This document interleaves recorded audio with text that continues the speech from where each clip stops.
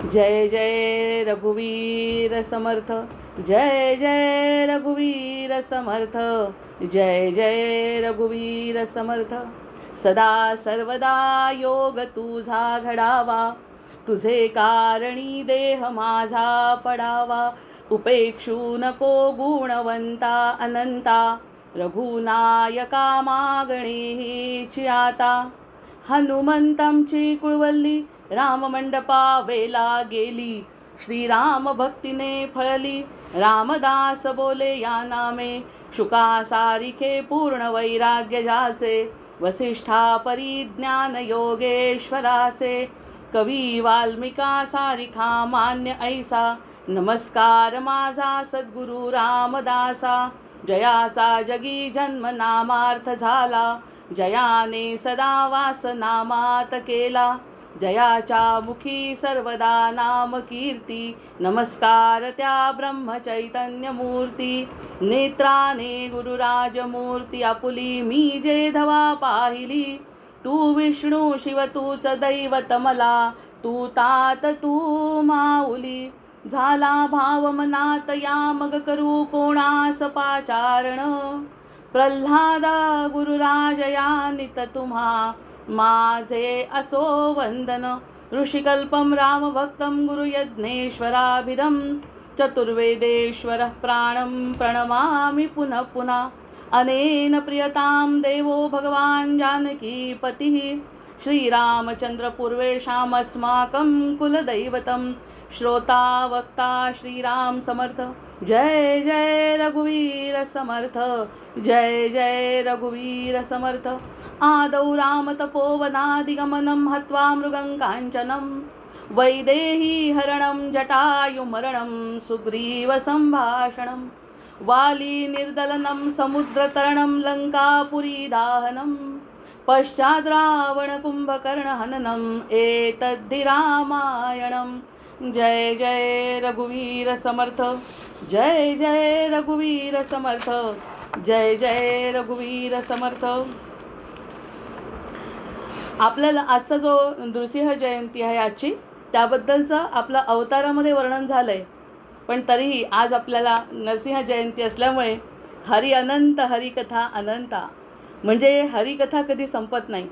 आजचा त्यांचा दिवस असल्यामुळे आधीचं विवरणासकट आज आपण त्याचा दुसरा भाग समजू आणि थोडंफार त्याच्यावरती विवेचन करू, असं अनंत दादांनी मला सांगितलं. त्यामुळे थोडंसं 5, 10, 7, 20 मिनटं तरी निदान त्यावरती आपण चर्चा आणि चिंतन करू.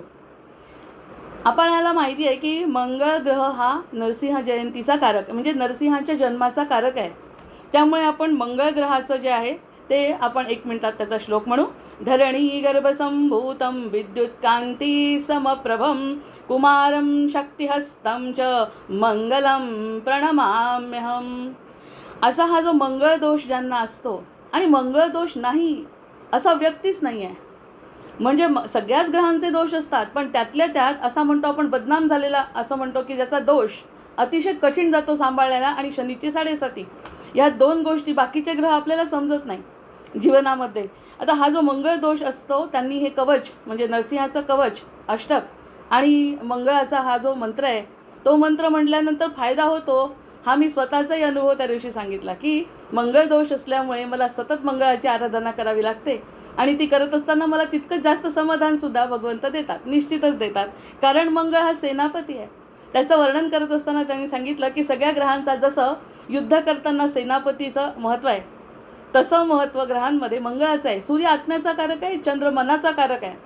तसा हा जो मंगळ ग्रह आहे तो मन शांत ठेवणे आणि आत्म्याला शांत करण्यासाठी मनाची शांतता ठेवणे, या सगळ्या करत असताना संरक्षण तर पाहिजे. त्या संरक्षणाचं काम जे करतो तो मंगळ ग्रह करतो, कारण तो संरक्षणाची संपूर्ण जबाबदारी घेतो. तर संरक्षणाची संपूर्ण जबाबदारी घेतो असं म्हटल्यानंतर जर ते जीवाला वाटलं की आपलं संरक्षण आहे, या सगळ्या गोष्टींमध्ये आपलं संरक्षण होणार आहे, कोण करणार आहे? मंगळ ग्रह करणार आहे. का करणार आहे? कारण पुराणामध्ये सांगितलं आहे की भक्तीचा पहिला जो सोपान आहे भक्त प्रल्हाद, त्याच्यासाठी भगवंतांनी अतिशय विशिष्ट अशा काळामध्ये, विशिष्ट अशा हेतूनी, आणि हेतू तर भक्ती प्रेमाचाच होता, विशिष्ट अशा वेळी, विशिष्ट अशा क्षणी असा अवतार घेतला आहे, आणि विशिष्ट असं रूप असं घेऊन त्याच्यासाठी अवतार घेतला आहे. म्हणजे अशक्य ही शक्य केलं आहे त्याकरता. मग असा अवतार भक्त प्रल्हाद आपला सगळ्यात पहिल्यांदा भक्त, आणि आपल्या जीवनाचं सार्थक भक्तीतूनच आहे फक्त, बाकी कशातूनही नाही आहे. हे आपण कितीतरी वेळा जाणवतं आहे आपल्याला की ज्ञानापेक्षा आणि योगापेक्षा. आता योगमार्गसुद्धा करत असताना आपल्या जर लक्षात आलं की आपण योग करतोय, पण शरीर जर थकलं तर काय करणार? शरीर जर थकलं तर योगमार्गाचा मर्यादितच आपल्याला उपयोग होतो. पण भक्ती जीवनाच्या शेवटच्या अंतिम क्षणीसुद्धा आपण जर स्मरण केलं तरीसुद्धा आपल्याला भगवंतापर्यंत जाऊ शकते आणि समाधान देऊ शकते. मग या सगळ्या गोष्टी लक्षात आल्यानंतर मंगळ ग्रहाचं वैशिष्ट्य, आपण असं नाही म्हणत की फक्त ज्याच्यावर बोलायचं आहे तेच चांगलं आहे, जे त्याचं वैशिष्ट्य आहे ते सांगणं आवश्यक आहे. मग आत्मा सूर्य हा आत्म्याचा कारक आहे आणि चंद्र हा शांत ठेवण्याचा कारक आहे. तर ते करण्यासाठी, माझं मन शांत करण्यासाठी मंगळ ग्रह सगळ्यात मोठा पवित्र ग्रह आहे. आणि त्या मंगळाने जर माझं रक्षण करायचं ठरवलं तर त्याच्या जीवनात साप, त्याच्या जीवनात विंचू, त्याच्या जीवनात अग्नी, त्याच्या जीवनामध्ये हत्तीवरून झालेला कडेलोट, त्यामध्ये त्याला जाळलेलं. आता हे संकट आपण कसे घ्यायचे की सिम्बॉलिक घ्यायचे. आपण म्हणायचं की आपल्या जीवनात जे संकट, मान अपमान, आपल्याला जे काही त्रास होतो, शारीरिक होतो, आर्थिक होतो, त्यानंतर आपला अपमान होतो कारण नसताना, हे सगळे संकट म्हणजे भक्तावरची, प्रल्हादावरची संकट त्या काळात जशी होती तशी आता ह्या काळातलं स्वरूप त्याचं बदललं आहे. पण संकट ते संकट आहे. मग ते संकट जर माझ्यावरती आलं आणि माझी जर निश्चयात्मका बुद्धी असेल आणि मंगळाचं प्राधिकरण असेल, तर त्यावेळी आपली भक्ती आणि मंगळाच्या रूपाने नृसिंहाचा अवतार होतो, यावरती आपण विश्वास ठेवला पाहिजे. त्यामुळे आता नरसिंहांचं एक श्लोक म्हणते, तव कर कमलवरे नखमद्भुत शृंगम तव कर कमलवरे नखमद्भुत शृंगम दलित हिरण्य कशिपतनुभृंगम केशवधृत नरहरी रूप जय जय जगदीश हरे, जय जगदीश हरे. वेळ कमी पडतो, नाही तर पूर्ण दशावतार स्तोत्र रोज म्हणायला पाहिजे प्रत्येक अवताराच्या वेळी, पण वेळ कमी पडतो. त्यामुळे आता या सगळ्या गोष्टींचा जर विचार केला, आता नरसिंहाचा आपण श्लोक म्हटला, मंगळाचा आपण श्लोक म्हटला, मग आता आपण याचा अर्थ असा काढू 10 मिनटं, कारण मला दुसरा अवतार घ्यायचा होता. पण आपण दिवसाचंही महत्त्व आहे ना, प्रत्येक दिवसाचं एक विशिष्ट महत्त्व आहे आणि त्याचा परिणाम खूप जास्त मिळतो आपल्याला. त्यामुळे या सगळ्या गोष्टींचा विचार करताना नरसिंह जयंतीवर 1 मिनटं जर म्हटलं तर नरसिंह जयंती हा केवळ उत्सव नाही आहे. आत्तापर्यंत कुलाचार म्हणून आपण उत्सव करतो आणि कुलाचार असताना बाकीचे लोक त्यांच्याकडे दर्शनाला टरबूज कापतात आहे आणि आपण खातोय, त्याचा प्रसाद घेतोय संध्याकाळच्या वेळी. हा फक्त एवढा उत्सव नाही आहे, हा उत्सव नाही. त्यांच्या कुळाला ते आवश्यक आहे, म्हणजे त्या काळाला ते किती आवश्यक असलं पाहिजे. आपले ऋषीमुनी आपल्या कुळाला काय आवश्यक आहे ते कुळाचार देतात, आणि त्या कुळाचार जात असताना बाकीच्यांना सुद्धा जर काही अनुभव आला की काय आहे हा उत्सव, म्हणजे काय आहे हा उत्सव, कशाचा आहे, नरसिंह एवढा अवतार आहे भगवंताचा, त्याकडे आपण दुर्लक्ष करतो.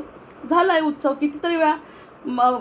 चैत्र पौर्णिमा आली, हनुमंतांचा उत्सव झाला, पण या उत्सवाला काही नुसतं उत्सव न म्हणता यामध्ये भक्ती, निर्भयता आणि धर्मरक्षणाचा दिव्य संदेश आहे. भक्ती, निर्भयता आणि धर्मरक्षणाचा दिव्य संदेश आहे. या संदेशाचा फायदा मी प्रत्येक वेळी सांगते, शब्दब्रह्म, हे शब्दांचा काही उपयोग नाही आहे जर आपण अनुभव घेतला नाही तर. शब्दांचा काहीही उपयोग नाही. मग आता जर हा शब्द समजला की धर्मरक्षण करतो आहे, भक्ती आणि निर्भयता, भक्तीही निर्भयता येते, त्याच्यावरती भागवतातले श्लोक सांगायचा प्रयत्न करते, म्हणजे तरी आपल्याला पटेल कमीत कमी. भागवत गोड आहे. आज रामावतार करणार होतो आपण, पण भागवत काही कमी गोड आहे का? दिवसाला महत्त्व देऊन आपण त्यावरती चर्चा करायला काही हरकत नाही वेळेप्रमाणे.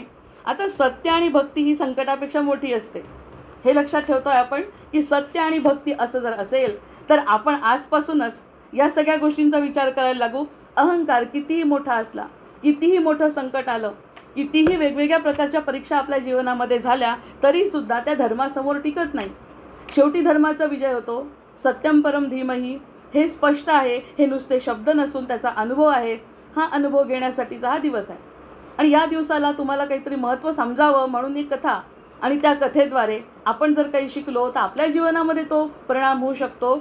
यासाठी या सगळ्या ईश्वर सर्वत्र आहे हे सुद्धा त्या प्रल्हादांनी सांगून दिलं की ईश्वर सर्वत्र आहे. कारण माझ्यासाठी सगळ्यांनी त्यांना विचारलं, हा इथे मिळेल का, तिथे मिळेल? हो, सर्वत्र आहे. सर्वत्र आहे. या खांब्यात आहे, खांबा तर अगदी निर्जीव आहे, त्या खांब्यात हो म्हणाला, खांब्यात सुद्धा आहे. आणि खांब्यातून नरसिंह अवतार प्रगट झाला, कडकड कडकड कडकड असा आवाज करत. मग हे सगळं जर शक्य आहे त्यांच्या बाबतीत, तर आपल्याही बाबतीत अशक्य असे संकट तारण करणार आहे. आणि याचा अनुभव वैयक्तिक जीवनामध्ये सुद्धा आपण घेऊ शकतो. भीतीवर श्रद्धेने विजय मिळवता येतो. भीतच राहिलं आयुष्यभर तर पुनरपी जननम पुनरपी मरणम आहे, हे निश्चित लक्षात ठेवायचं. भीत जगलो, अपमान झाला म्हणून अपमान सहन करत गेलो, तर हे सगळं मंगळाचं वैशिष्ट्य नाही आहे. मंगळ म्हणतो स्वतः अतिशय उत्तम कार्य करा, आपण स्वतःवरती विश्वास ठेवा, आपण स्वतः भगवंतावरती विश्वास ठेवा, आपण स्वतः सद्गुरूंवर विश्वास ठेवा. चुकीचं कार्य न करता अपमान सहन झाल्यानंतर आपलीही वेळ येते. हे DSK कुलकर्णी तेच सांगतात आहे. त्यांचा मंगळ नक्कीच प्रबल असला पाहिजे. इतकं भयंकर अपमान की असा सर्वसाधारण अपमान कुणाचा झाला नसेल.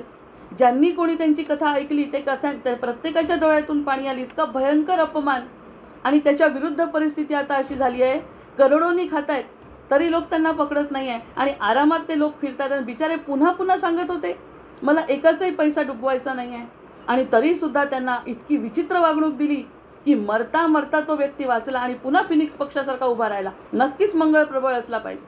म्हणजे अपमान सहन करायचा, करत असताना देवावरती विश्वास ठेवायचा. एक वेळ माझी अशी येईल की मी करून दाखवेल. अशी उदाहरणं नुसती आपल्या पुराणात नाही सापडत, आपल्या प्रत्यक्ष जीवनात. हे मी फक्त मला दिसलं ते सांगते. प्रत्येकाच्या जीवनात फिनिक्स पक्षाप्रमाणे उडी घेतलेले लोक आपल्याला दिसतात. जे पुराणांचा आधार आपण व्यक्तिशः जरी घेऊ शकतो, आपले डोळे जर उघडे असतील तर या सगळ्या गोष्टी दिसतात. मग आपल्या अंतःकरणामधला जरी, आणि त्यातल्या त्यात हे झालं बाहेरच्या गोष्टींबद्दल जरी विचार केला तरी आपण म्हणतो की बाहेरच्या गोष्टी मी बदलू शकत नाही. पण आता हिरण्यकश्यपू आपल्या आतमध्येच आहे.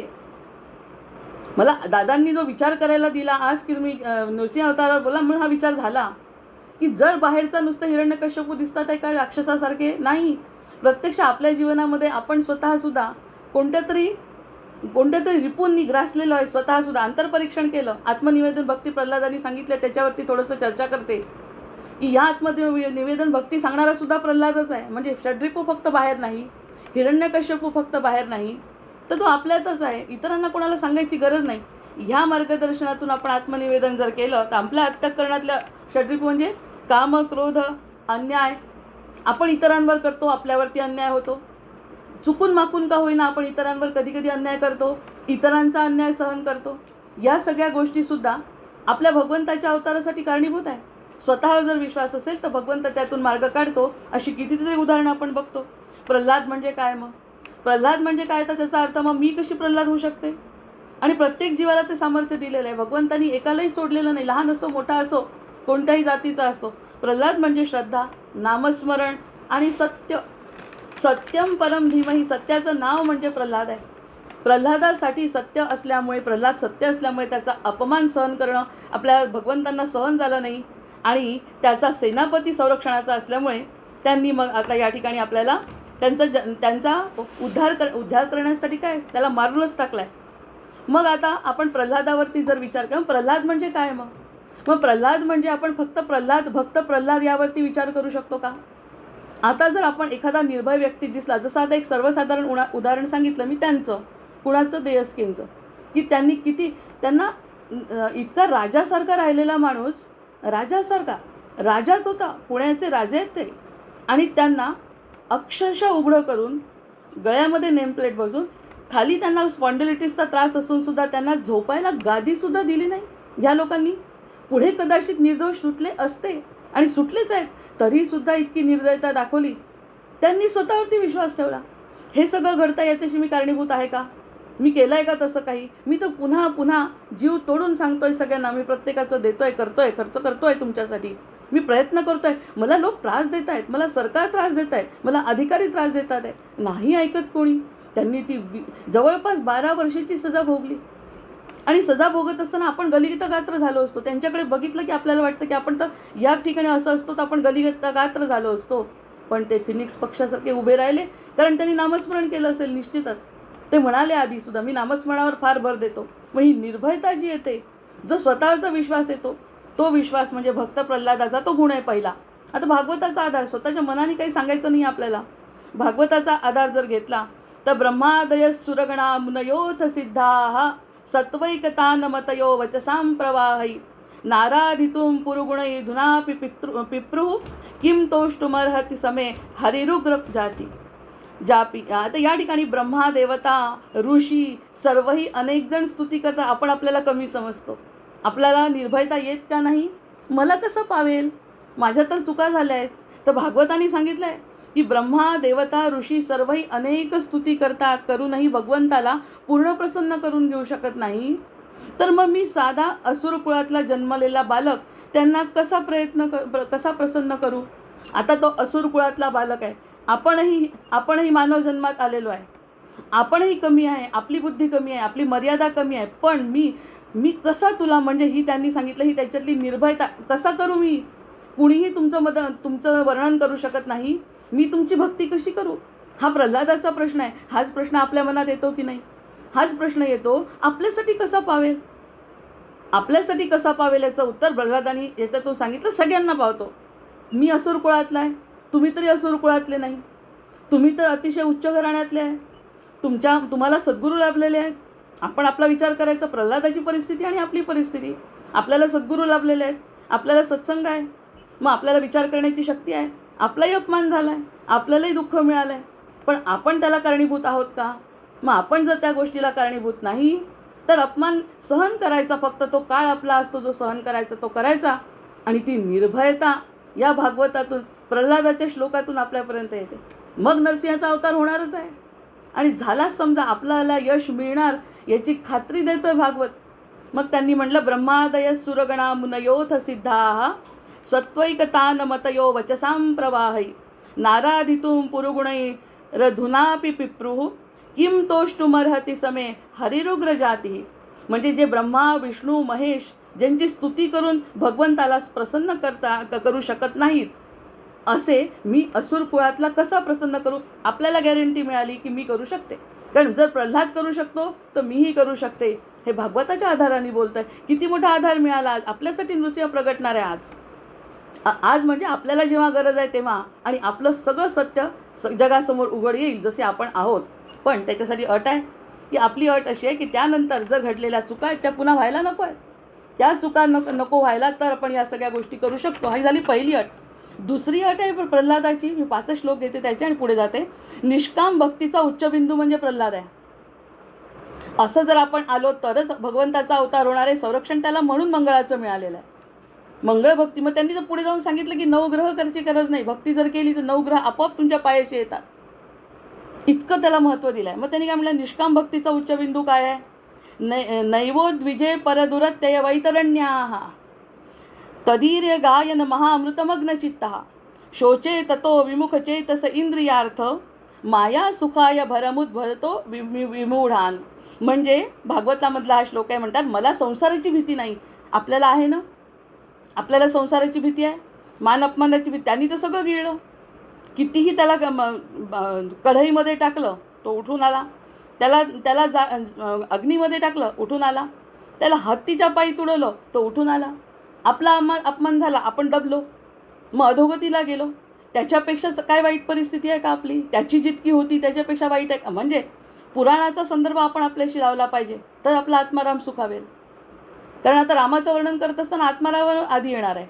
मग हे सगळ्यांची तयारी करत असताना आपण विचार केला तर मला संसाराची भीती नाही, हा याचा अर्थ आहे. नैवोद्विजय परदुरत्यय वैतरण्याची मला भीती नाही, कारण मी तुमच्या नामस्मरणामध्ये मग्न आहे. पण मला त्या लोकांची दया येते जे इंद्रिय सुखात अडकले आहे. म्हणजे कारुण्यही आहे आणि वैराग्य आहे.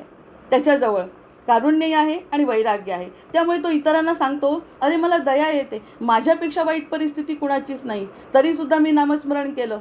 मग या नामस्मरणामुळे मला काय झालं, माझी संसाराची भीती गेली. म्हणजे दुसऱ्या 5 श्लोकामध्ये पूर्ण नृसिंह अवतार येऊ शकतो. मग त्यांनी निष्काम भक्तीचा उच्चबिंदू हा आहे की मला संसाराची भीती नाही. पहिल्यांदा सांगितलं की ब्रह्मा विष्णू महेश तुमचं प्रसन्न करू शकत नाही, मग मी माझ्यासारखा असुर कुळातला काय करू शकेल. त्या दोन्ही बाबतीत आपण लागू होतो. आपण असुर कुळातले म्हणजे खालचे, म्हणजे देवाच्या मानाने कमी अर्थात मानतोय आता आपण स्वतःला. आणि दुसरी गोष्ट म्हणजे इंद्रिय सुखात रमणे योग्य नाही, आणि त्यातल्या त्यात मला संसाराची भीती नाही असं जोपर्यंत म्हणत नाही तोपर्यंत कोणताच अवतार आपल्यासाठी होऊ शकत नाही. मी निर्भय झालं पाहिजे, मी असं झालं पाहिजे की मला माझ्या स्वतःवरती विश्वास पाहिजे. एवढं सगळं संकट आलं तो माझ्याशी काही संबंध नाही, मी हे केलेलं नाही, आणि जे केलं त्याचा पश्चाताप करून मी ते भोगतोय. एक तर स्वीकार किंवा पश्चाताप, दोन्ही गोष्टींनी जेव्हा म्हटलं तेव्हा कुठे संसाराची भीती जाईल आणि देवाच्या मागे हात धरून जाता येईल.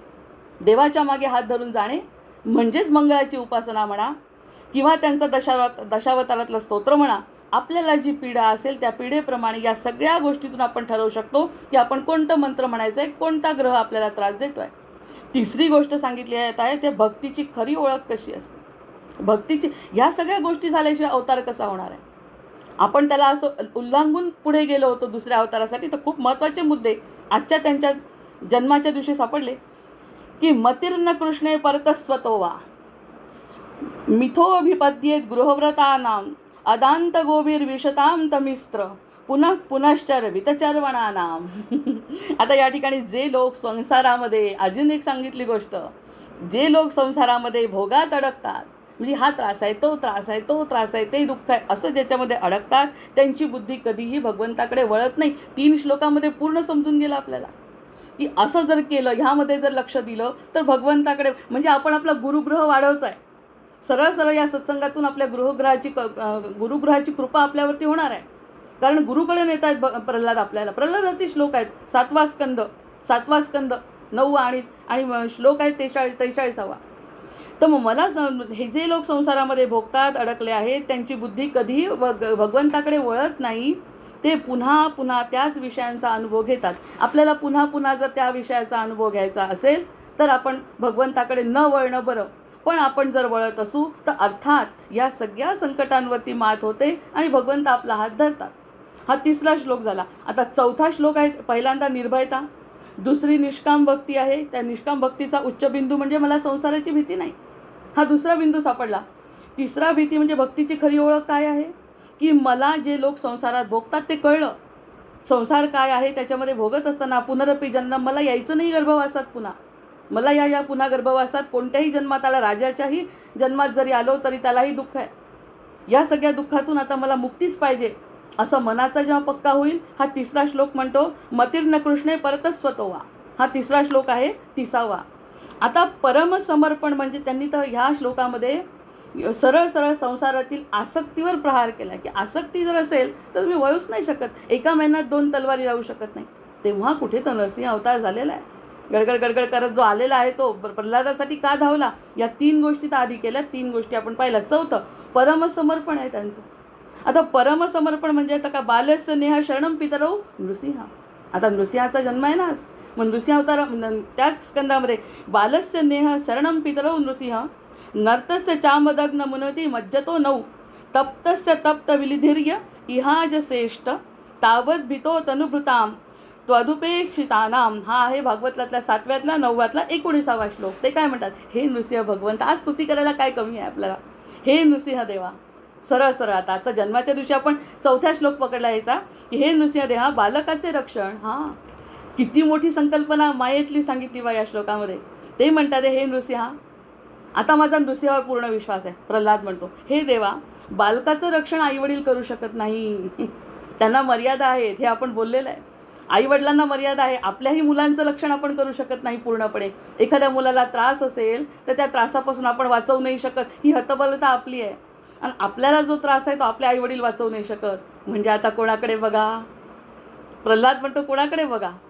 आणि तो असा बघणारा असा अमर्याद आहे, तो काही करू शकतो. मुख्य गोष्ट म्हणजे इथून वाचलो म्हणजे सुटलो नाही नुसतं की इथे कोणी काही करू शकत नाही. मग आहे कोण, डॉक्टर काय करणार आहे. औषधीचा सुद्धा उपयोग होत नाही. आईवडीलसुद्धा काही करू शकत नाही.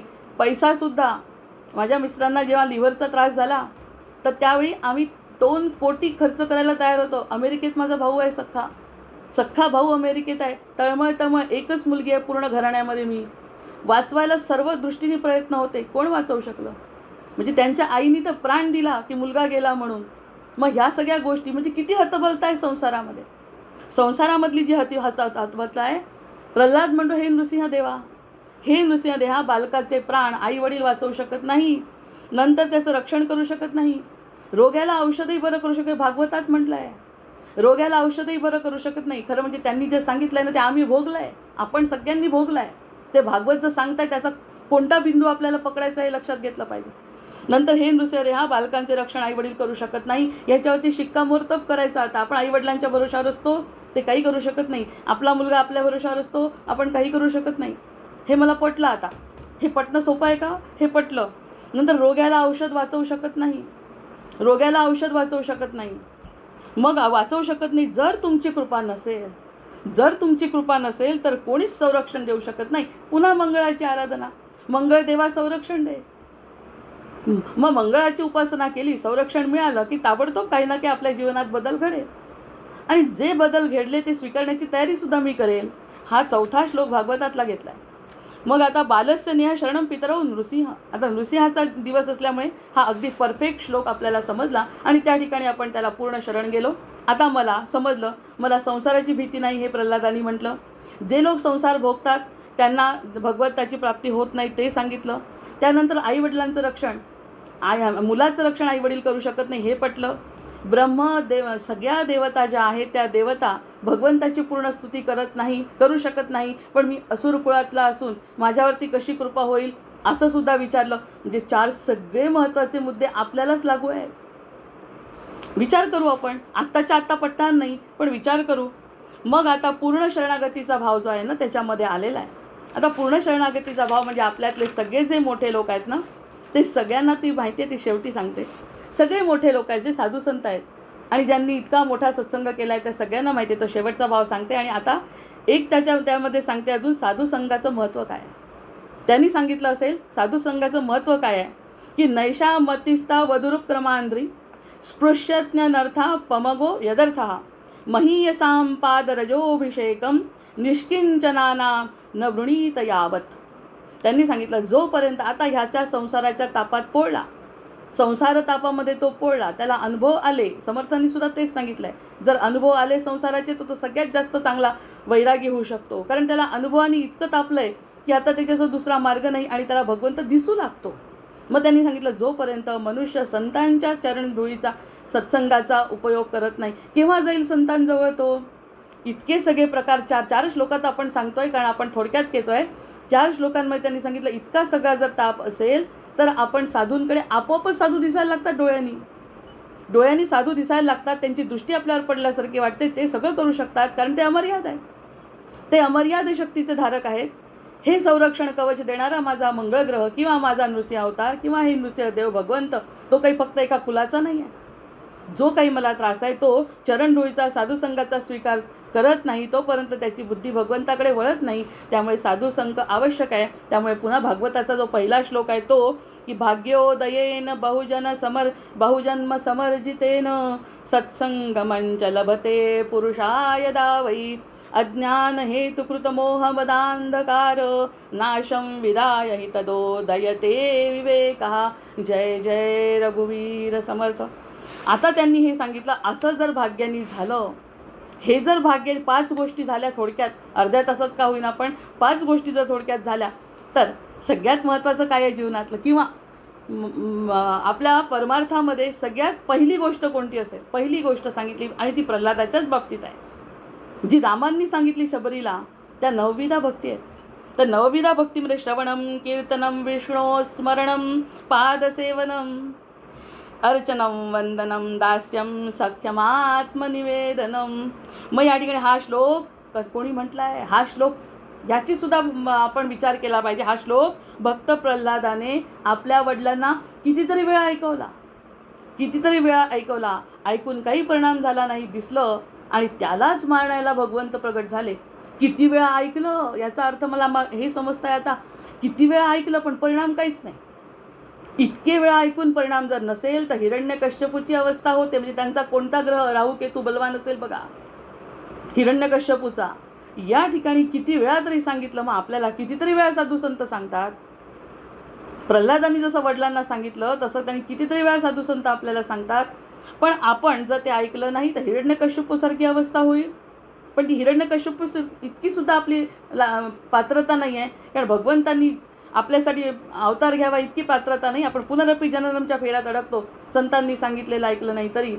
आणि संतांनी सांगितलेलं ऐकलं तर प्रल्हादासाठी जसे ते प्रगट झाले तसे ते प्रगट आपल्यासाठी होतील. म्हणजेच आपल्याला काहीतरी सुख समाधान आणि सत्याची जागृती होईल. आणि त्यांनी ह्या सगळ्या मंगळग्रहाचे दोष अर्थातच निराकरण होतील. निष्काम शुद्ध अखंड भक्ती या श्लोकातून व्यक्त होते. बघा आता हे 5 श्लोक निवडले. या 5 श्लोकातून पूर्ण प्रल्हाद चरित्रच आलंय आपल्याला की नाही. चुकीचं हिरण्यकश्यपूवर चर्चा न करता आपण आपल्या प्रल्हादावरती चर्चा केली आणि प्रल्हादाच्या चर्चेमधून आपण आपले 5ही गुण ओळखले, सद्गुण आपले, आणि आपण काही कमी नाही. मुख्य म्हणजे याचा पूर्ण मतितार्थ पुन्हा करायला पाहिजे. या मतितार्थातून असं दिसतं की निर्भयता, निष्काम भक्तीचा उच्चबिंदू, भक्तीची खरी ओळख, परमसमर्पण, पूर्ण शरणागती आणि नवविधा भक्ती हे प्रल्हादाचं वैशिष्ट्य आहे. आणि या 5 वैशिष्ट्यांमुळे भगवंत स्वतः प्रगट झालेले आहे. आता आपल्यासाठी एक निर्भयतेसाठी एक थोडक्यात एक स्तोत्र म्हणते आणि आपल्या आजच्या निरूपणाला सुरुवात करते. निरूपण सुरूच आहे, पण आपला आजचा दिवस आपण असा प्रकारे साजरा करतो की आपण आपल्यासाठी तो अवतार होऊ शकतो याची हमी स्वतः भगवंतांनी भागवतात दिली. ते 5 श्लोक आपल्याला आवडले, पटले, त्यावरती मनन चिंतन जर झालं तर आपल्या जीवनाचं कल्याण निश्चित आहे. कारण सत्य सांगणारे सत्य उजागर होण्यासाठीच हे भागवत पुराण आहे. आता नारायणं सहस्राक्षं पद्मनाभं पुरातनं मृत्युंजय स्तोत्र आहे. आजच्या दिवशी हे म्हणावं म्हणे मृत्युंजय स्तोत्र आहे. त्या स्तोत्रांनी ह्या सगळ्या गोष्टींचा सकारात्मक परिणाम आपल्यावरती होतो. आता अष्टक तर आपल्याला दुसरं कोणीतरी म्हणणार आहे, त्यामुळे आजचं जे आपलं हे मृत्युंजय अष्टक आहे त्याचा विशेष लाभ आपल्याला मिळू शकतो. या 5 गोष्टी जर आपल्या जीवनात आल्या तर हे अष्टक आपल्यासाठी अगदी कल्याणकारी ठरू शकतं. नारायणं सहस्राक्षं पद्मनाभं पुरातनं प्रणतोस्मि ऋषिकेशं किं मे मृत्युः करिष्यति, किं मे मृत्युः करिष्यति, किं मे मृत्युः करिष्यति. गोविंदं च पुंडरीकाक्षं अनंतं अजमव्ययं केशवं च प्रपन्नोस्मि किं मे मृत्युं करिष्यसि. हे म्हणत म्हणत आपण आपली सुटका करून घेऊ. वासुदेवं जगद्योनि भानुवर्णमतीन्द्रियं दामोदरं प्रपन्नोस्मि किं मे मृत्युं करिष्यसि. शंखचक्रधरं देव छन्नरूपिणमव्ययम्. आज छन्नमस्ता देवीचं सुद्धा जयंती आहे. शंखचक्रधरं देवं छन्नरूपिणमव्ययं केशवं चादोक्षजं प्रपन्नोस्मि किं मे मृत्युं करिष्यसि. नंतर वाराहं वामनं विष्णुं नरसिंहं जनार्दनं. सगळे अवतार आलेले आहेत. वाराहं वामनं विष्णुं नरसिंहं जनार्दनं माधवं च प्रपन्नोस्मि किं मे मृत्युं करिष्यति. पुरुषं पुष्करं पुण्यं क्षेमबीजं जगत्पतिं लोकनाथं प्रपन्नोऽसि किं मे मृत्युं करिष्यति. भूतात्मानं महात्मानं जगद्योनि मनोयञ्जं विश्वरूपं प्रपन्नोऽस्मि किं मे मृत्युं करिष्यति. सहस्रशिरसं देवं व्यक्ताव्यक्तां सनातनं महायोगं प्रपन्नास्मि किं मे मृत्युः करिष्यति. इत्युदीरितमाकर्ण्यं स्तोत्रं तस्य महात्मनः अपयातस्ततो मृत्युर्विष्णुर्दूतैश्च पीडितः इति तेन जितो मृत्यु मार्कण्डेयेन धीमता प्रसन्ने पुण्डरीकाक्षे नृसिंहे नास्ति दुर्लभं. मृत्युञ्जयमिदं पुण्यं मृत्युप्रशनं शुभं मार्कण्डे हितार्थाय स्वयं विष्णुर्वाच.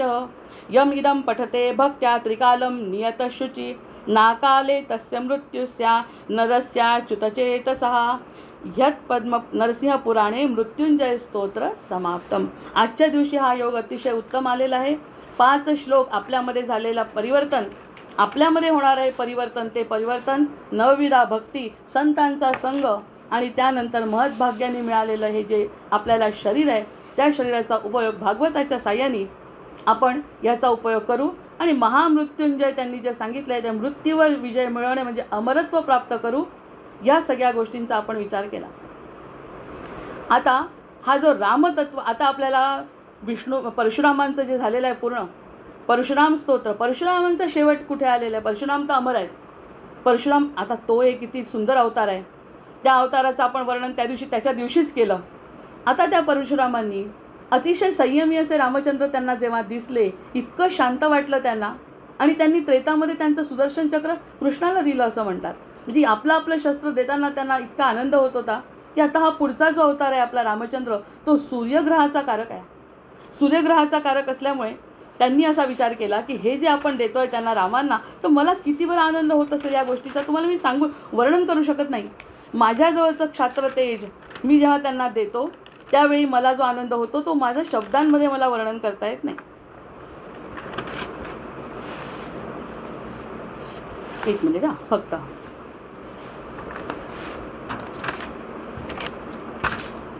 आता सूर्य हा आत्म्याचा कारग्रह आहे.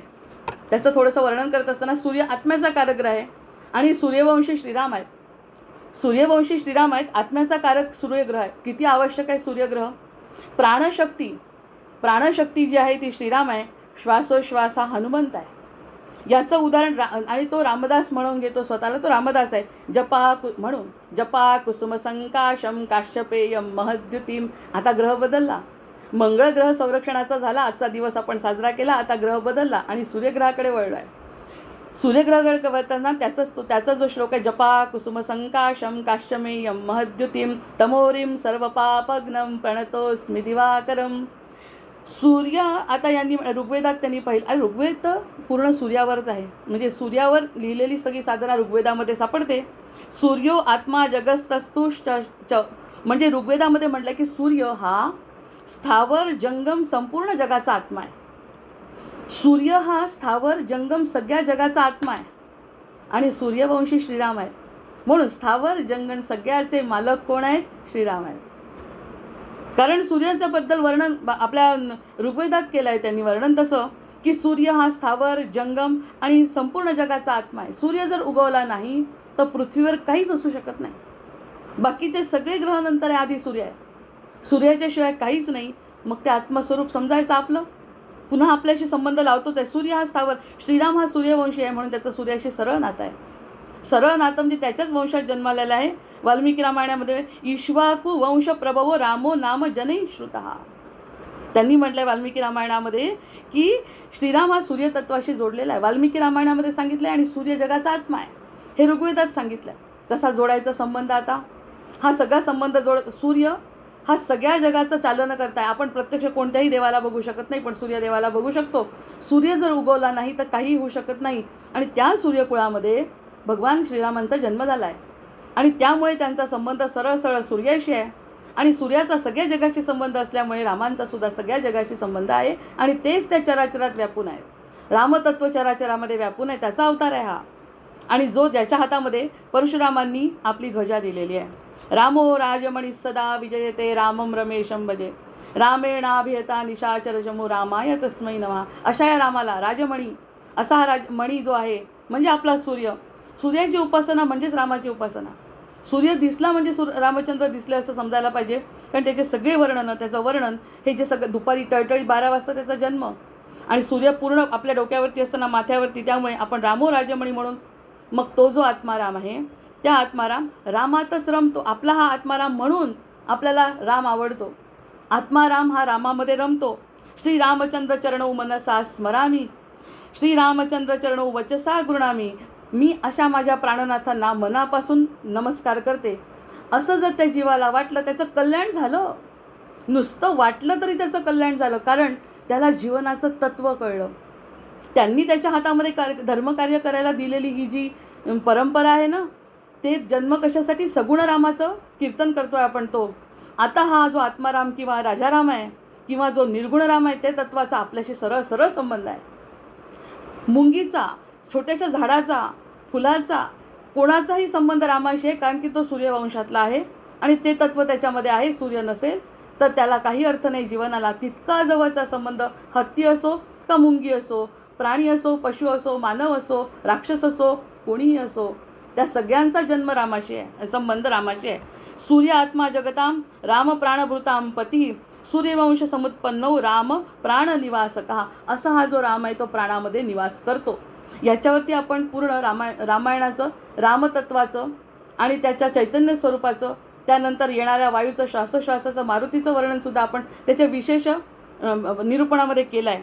सूर्य जगाचा आत्मा आहे आणि सूर्यवंशात जन्मलेले प्रभू रामचंद्र हे प्राणीमात्रांचे स्वामी आहेत. इथपासून आपण सुरुवात केली तर आपले श्रीराम वाटतील ना आता. मग भक्ती जशी प्रल्हादांनी आज सांगितली तशी भक्ती मनामध्ये नुसतं रामचंद्रांबद्दल ही भावना आली की माझ्या हृदयात आणि सर्वत्र बसलेले श्रीरामचंद्रांचं तत्व आहे म्हटल्याबरोबर आपलं कल्याण झालं. बाकी सगळ्या ग्रहांचा परिणाम होत नाही, कारण सूर्य आत्म्याचा कारक आहे.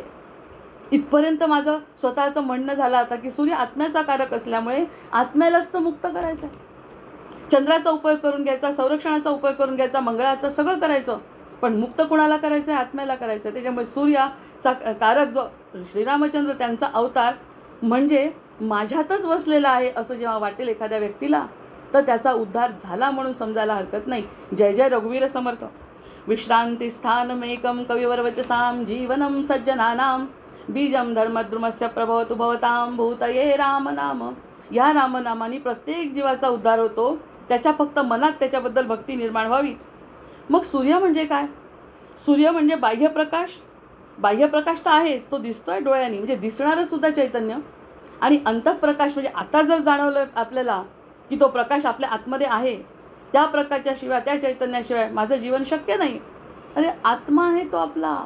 आत्म्याच्या शिवाय काय जीवन आहे? एवढं मोठं कलेवर आहे आपलं. कलेवर नाही म्हणायचं, शरीर म्हणायचं. कलेवराचा श्लोक आहे पुढे म्हणून कलेवर शब्द आठवला. की हे एवढं मोठं शरीर बिना आत्म्याचं काय कामाचं आहे? त्यामुळे आता एकदा कळलं की बाह्यप्रकाश आणि आतमध्ये असलेला जो आत्मा आहे तो सूर्याच्या रूपाने आपल्याला प्रकाश देणारा स्वतः रामचंद्र आपल्यामध्ये बसलेला आहे. ते हृदयस्थ परमात्मा जो म्हणतो आपण, तो रामचंद्र आहे. हा अवतार तर बाहेर झालाच आहे सगुणात, पण आपल्यातही झाला पाहिजे. झाला म्हणजे काय होतो? जर सत्संग असेल तर या सगळ्या गोष्टी स्पष्ट होतात. आणि आत्मा कोण आहे? मग जो आपल्याला जाणवतोय तो कोण? हे सगळं मी काय बघते? सुखही बघते, दुःखही बघते. आजच्या सत्संगामध्ये काय चर्चा झाली ते पण बघते. बघणारा कोण आहे? बघणारा साक्षी तो देह बघत नाही, डोळे बघत नाही, कान नाही ऐकत आहे. ऐकणारा तो आहे. आणि तो इतका खुश होतो कारण कुणालाही आपली स्वतःची स्तुती केलेली आवडतं. आपल्या स्वतःची स्तुती लहान मुलापासून मोठ्या म्हाताऱ्यापर्यंत सगळ्यांना आवडते. तर आम्हाला सुद्धा आवडते. त्यामुळे त्याला कळतं, साक्षी आत्म्याला, ह्याला साक्षी रूपाने भगवंत आपल्यामध्ये बसलेले आहेत. सूर्यकुलोत्पन्न. आणि त्यासाठी आपण जपाकुसुम संकाशम म्हटलेले आहे त्यांच्यासाठी. या सगळ्या गोष्टी झाल्या. तो जो दिवाकर आहे, त्याचा जो अंश आहे, तो अंशच माझ्याजवळ आहे, वाढतोय. चैतन्य स्वरूपामध्ये स्थिर आहे. तर तो सूर्य बाह्यप्रकाश, आत्मा साक्षी आणि प्रकाशक. जो प्रकाश, त्याचा प्रकाश होता, पण आपल्याकडून तो प्रकाश मिळत नव्हता की तो आणि एकच आहे. हा जोपर्यंत एकत्रित भाव होत नाही तोपर्यंत ते साक्षी चैतन्य काही कामाचं नाही. मग ते साक्षी चैतन्याला हे कळलं आज की तो जो प्रकाशित होणारा सूर्य आहे तोच अंश आमच्या श्रीरामचंद्रांच्या रूपाने सगुण रूपात होता. तोच आत्माराम माझ्याजवळ आहे. तोच आत्माराम आहे, दुसरं काही नाही. ही भक्ती विष्णूचाच अंश आहे. कारण अवतार घेणारे सगळे विष्णूचेच अवतार चालू आहे, रामावतार. त्यामुळे तो अंश विष्णूचा राम. तो जो अंश विष्णूचा राम आहे तो सूर्याच्या रूपाने जे किरण देतो, तो किरण कुणाला देतो? आतल्या आत्मारामाला देतो. तेव्हा कुठे आत्मारामातलं चैतन्य जे जागृत राहतं. आणि राम कोण आहे? आता राम हे शब्द काय आहे? मग राम हे शब्द म्हणजे असा, हा जो राम शब्द आहे, आता त्याचा अनुभव घेताना म्हटलं आपल्यामध्ये आहे, ते कसं जाणवणार आहे? राम हा जो शब्द आहे, तो शब्द त्या चैतन्याशी जोडणारा साक्षीभाव आहे. जय जय रघुवीर समर्थ. म्हणजे श्रीराम जय राम जय जय राम म्हटलं की त्या साक्षीरूप त्या चैतन्याशी आपण जोडले जातो. जे चुकीचं, आता हिरण्यकश्यपूला एवढं त्यांनी सांगितलं तर जोडल्या नाही गेला. इतके वेळा त्यांनी भक्तीचं स्वरूप सांगितलं, या प्रकारच्या 9 विविधा भक्ती आहेत ते सांगितलं, पण नाही जोडल्या गेलं. आणि आत्म्याचा कारक सरळ सरळ आहे, म्हणजे मध्ये अडथळाच नाही कोणता. रामावताराचं वैशिष्ट्य असं आहे की मध्ये अडथळाच नाही आहे भवसागर पार करण्यामध्ये. सरळ रामाला भजायचं. ज्ञान असो काही असो सरळ राम. कारण की आत्मा आणि राम एकच आहे, म्हणून त्याला आत्माराम. आणि त्या आत्मारामाला जोडणारा राम हा शब्द आहे. म्हणून सद्गुरू सारखे सांगत असतात की रामाचं चिंतन करा, रामाचं चिंतन करा. कारण शिवसुद्धा रामाचं चिंतन करतात. का? कारण की त्याला शिवस्वरूपाला रामाला शिवस्वरूपात विलीन व्हायला आवडतंय ना. त्यामुळे कानामध्ये सांगतात, गेल्यानंतर निदान शेवटच्या क्षणी तरी राम सांगतात कानात, तेव्हा कुठे त्याची मुक्ती होते. स्वतः शिव सांगतात म्हणे. मग तोपर्यंत आपली भक्ती झाली तर त्या रामानी, या सगळ्या गोष्टी रामनामानी या आपल्या आत्म्याला शांती मिळते. याचं साधं उदाहरण जर आपण घेतलं की आपलं नाव घेतल्याबरोबर, आपल्याला आवाज दिल्याबरोबर मुलांनी किती भरून येतं प्रत्येकाला वाटतं अरे आपल्या मुलांनी आपलं नाव घ्यावं, आपल्याला बोलवावं, आपल्याला मान द्यावा, आपल्याला साडी द्यावी. या सगळ्या गोष्टी तसंच रामाचं. माझी सगळी उपासना करा, राम शब्द घ्या आणि माझ्याकडे लक्ष द्या. आणि तुमचा आत्माराम म्हणजेच तो मोठा आत्मा जड चेतन स्वरूपामध्ये मीच बसलेलो आहे. नंतर अनेन प्रियताम देव भगवान जानकीपती. म्हणून सूर्य हे आत्मतत्व आहे, याचं ज्ञान झालं. अवतार जर कार्य सुरू करायचं असेल, अवताराला सुरुवात झाली नाही, पण त्याच्यासाठी आपण जोग लगन बार तिथी सब भय अनुकूल. जेव्हा सगळं अनुकूल होईल ना, तर रामाचा जन्म आपल्यामध्ये आहे हे जाणवेल. त्या दिवशी जाणवेल. जसं नृसिंहाचा जन्म आज आपण त्याच्या श्लोकांनी जाणवला, तसा आणि राम तर मूळ तत्व आहे. राम हे मूळ तत्व असल्यामुळे त्या अवतारापर्यंत जायचं असेल तर सूर्य हे आत्मतत्वाचं ज्ञान आहे आत्मतत्वाचं ज्ञान, बरं नुसतं आत्मतत्व नाही, आत्मतत्व तर मरून गेलो तरी राहणार, ते निघून जातं, पण त्याचं ज्ञान आहे की मी आत्मतत्वामध्ये राम बसलेला आहे, हे ज्ञान. आणि राम म्हणजे आपले प्राणनाथ आहेत, म्हणजे भक्ती अधिक जीवनाचा आधार म्हणजे राम. आता हा जो अवतार आहे मग आपण म्हणतात रामदासी लोक, कल्याण करी राम राया, राम राया कल्याण करी राम राया, असं म्हटल्यावर कल्याण करणार नाही का राम? आणि भक्तीमध्ये किती सोज्वळता आली बघा. मंगळ ग्रह असतो की नाही, त्या मंगळ ग्रहामध्ये तीव्रता असते. आता इतके सगळे त्यांनी भोगल्यामुळे त्याच्यामध्ये तीव्रता आहे. आत्म्यामध्ये एकदा का बाकीचे ग्रह शांत झाले आणि आत्म्याला जर उजागर होता आलं तर एकदम भक्ती सोज्वळ रूपामध्ये समोर येते. मग त्यांनी म्हटलं आत्मारामाची स्थिती गीतेचा भाव आहे ना. गीतेचा भाव कसं म्हणतात, यस्तात्म रतिरेव स्यादात्मतृप्तश्च मानवः आत्मन्येव च संतुष्ट सत्स्य कार्य न विद्यते. म्हणजे आत्म्यामध्ये रमतो जो नर आत्म्यामध्ये तृप्तिजया, आत्म्यामध्ये तुष्ट सदा जो कार्य कधीही नुरेतया. त्याचं कोणत्याही प्रकारचं कार्य अर्धवट राहत नाही जर तो आत्म्यामध्ये तृप्त असेल. बाकीर काहीही असलं तरी पण आपल्यामध्ये आतमध्ये जर तो अरे वेळ होत आली, आत्म्यामध्ये जर तो शांत असेल तर त्या शांत जीवाला तृप्ती म्हणजे आत्मिक तृप्ती त्याला मिळते, म्हणजे तो मुक्त आहे. त्यांनी म्हणा आत्म्यामध्ये रमतो जो नर आत्म्यामध्ये तृप्ती जया, आत्म्यामध्ये तुष्ट सदा जो कार्य कधीही नुरेतया. त्याचं कार्य कधी शिल्लक राहत नाही. नंतर दुसरं म्हटलंय त्यांनी की आत्म्यामध्ये जो मनुष्य आत्म्याचा आनंद घेतो, मग आपल्याला रामतत्व बाहेर शोधण्यापेक्षा आपल्याजवळ आहे त्याला शांत करायचं आहे. या सगळ्या शांतीचा मंत्र म्हणजे रामनाम आहे. त्या रामनामाचा मंत्र घेतल्याबरोबर व्यक्तीला शांती, समाधान आणि आत्मीय सुख मिळतं. त्या नामाच्या शिवाय दुसरीकडे कुठेही सुख मिळत नाही. त्यामुळे त्या आत्म्याला आधी शांत करून आणि मग पुढच्या अवताराचं वर्णन आपण करू शकतो. त्याच्यासाठी काहीही कर्तव्य उरत नाही असं गीतेमध्ये भगवंत म्हणतात. एकदा का जो आत्म्यामध्येच तृप्त असेल, बाहेर कितीही कठीण परिस्थिती असली, कितीही कठीण परिस्थिती असेल, तर जर त्याचा आत्मा जसं प्रल्हादाचा, त्याच्या आत्म्याला कोणताही फरक पडला नाही, त्याला कोणतं कर्तव्य शिल्लक उरत नाही. त्यांनी काही केलं काय, नाही केलं काय, त्यांनी काही फरक पडत नाही, कारण त्याची संपूर्ण जबाबदारी त्या श्रीरामचंद्र स्वतः घेतात, कारण ते स्वतः आतमध्ये बसलेले आहेत. मग त्या आत्मारामो निरानंदो न भवती कदाचन स्वात्मन्येव सदा तुष्ट स राम हृदय पश्यती. आत्माराम कधी दुःखी होत नाही. विचार करायचं, आपला आत्माराम कधी दुःखी आहे का? कधीतरी विचार, आत्माराम बरं आत्माराम दुःखी, आतमध्ये आपण दुःखी आहोत का हा विचार करायचा. जर तो सुखी असेल, बाहेरच्या परिस्थितीला तो साक्षी रूपाने बघू शकत असेल प्रल्हादासारखा, म्हणजे प्रल्हाद आणि रामतत्व एकाच जोडीने चाललाय आज, तर कधी दुःख होत नाही. तो स्वतःमध्ये संतुष्ट असतो आणि हृदयात रामाचं दर्शन करू शकतो. रामाचं हृदयामध्ये दर्शन करू शकतो जर तो तृप्त राहत असेल. तर मग एकच अट आहे, जशी प्रल्हादाची होती भक्ती तशी जर भक्ती असेल तर ह्याचा आत्माराम सुद्धा शांत झाल्याशिवाय राहत नाही. आणि आत्मारामाला जी शांती मिळते त्याला कोणत्याही प्रकारचं कर्तव्य शिल्लक राहत नाही. किती मोठी ग्वाही आहे आपल्या या सगळ्या अवतारांमधून आपल्या स्वतःला मिळते. मग या सगळ्या अवतारांमधून आपण लक्षात घेतलं पाहिजे की आत्मारामाच आपल्याला थांबावं लागतं आहे, कारण की हा वेळ झालेली आहे, त्यामुळे थांबते. फक्त जन्म मृत्यूचा क्रम वगैरे इतकं सुंदर याच्यामध्ये वर्णन आहे आत्मारामाचं. त्या आत्मारामाचं वर्णन करण्यासाठी मला पुन्हा दुसऱ्या दिवशी सांगावं लागेल. आज आपण फक्त रामाचं चिंतन केलं आणि ते अनंतदादा म्हणाले की नृसिंहावरती आणखी विशेष बोला, त्यामुळे आपला हा विशेष एपिसोड झाला असं म्हणायला हरकत नाही. आणि पुढे आत्मारामाचं म्हणजे आपल्यामध्ये स्वतःमध्ये सगळेजण सोबत बसून सगळेजण आत्मारामाचं चिंतन करू. अगदी श्रीरामाचा जप करायलाही हरकत नाही.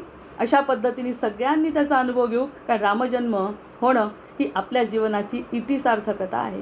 रामजन्म म्हणजे हा आपल्या स्वतःच्या आत्म्याचा विकास, म्हणजे तिथपर्यंत पोचलेला आपला जीव आहे. या सगळ्या गोष्टींनी रामरायाची कृपा असावी, समर्थांची कृपा असावी, त्यांना तशी प्रार्थना करते. आणि सगळ्यांना आजच्या पुन्हा नरसिंह जयंतीच्या अगदी मनापासून शुभेच्छा देते. भर्जनं भवबीजानां अर्जनं सुखसंपदां तर्जनं यमदूतानां राम रामेति गर्जनम् आवाहनं न जानामि तवार्चन पूजाञ्चैव न जानामि क्षम्यतां परमेश्वर क्षम्यतां परमेश्वर. जय जय रघुवीर समर्थ. जय श्रीकृष्ण.